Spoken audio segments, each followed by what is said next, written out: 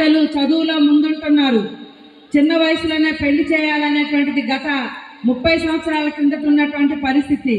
అయితే ఇప్పుడు మేము చదువుకుంటాం, మేము ఉద్యోగం చేస్తామని ఆడపిల్లలు గట్టిగా నిలబడుతున్నారు. అయితే ఇప్పుడున్న సమాజ పరిస్థితుల్లో తల్లిదండ్రులైనటువంటి మనం ఆడపిల్లల్ని దూరంగా పంపించాలన్నా చదివించడానికి, లేదా పక్క ఊరికి పంపించాలన్నా భయపడేటువంటి పరిస్థితి సమాజంలో ఉంది.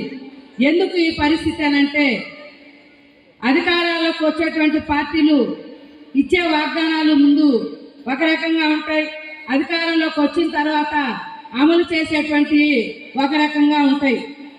గతంలో తెలుగుదేశం ప్రభుత్వం ఉండింది, ఇప్పుడు వైసీపీ ప్రభుత్వం అధికారంలోకి వచ్చి 5 సంవత్సరాలు పూర్తిగా వస్తుంది ఏప్రిల్ నెలకి. అయితే మేము అధికారంలోకి వస్తే మద్యపానాన్ని దశల వారీగా నిషేధిస్తాం, మద్యం షాపులను రద్దు చేస్తాం అని చెప్పడం జరిగింది.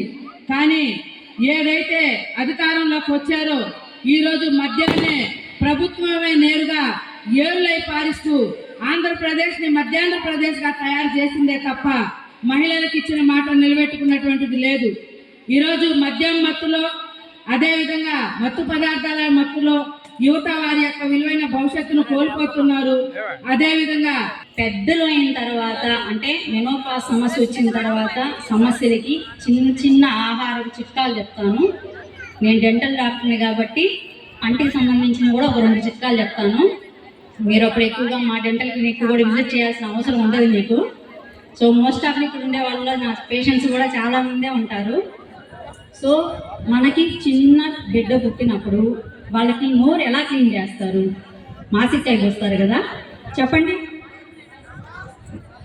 సో అప్పట్లో అయితే ఓకే, ఇప్పుడు పిల్లలు తుమ్మితే రాలిపోతున్నారు కదా, వాళ్ళకి మాసికాయ రాస్తే ఏడుస్తూ ఉంటారు, ఇంకా మళ్ళీ మా దగ్గర తీసుకొస్తా ఉన్నారు. కూడా ఎన్నో ఉద్యమాలు తలెత్తాయి.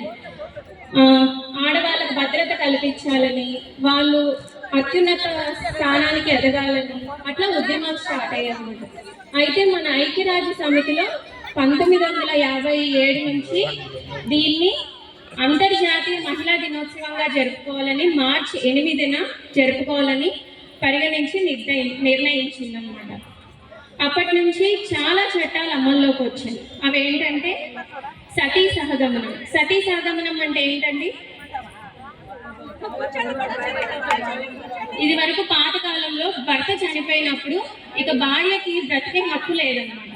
ఆ భర్తతో సతీ సహగమనం పోగొట్టాలి, వరకట్నం పోగొట్టాలి, పురుషులకు సమానంగా సమాన వేతనం ఇవ్వాలి, అట్లాంటి చాలా చట్టాలు వచ్చాయి. వీటితో పాటు వితంతు వివాహాన్ని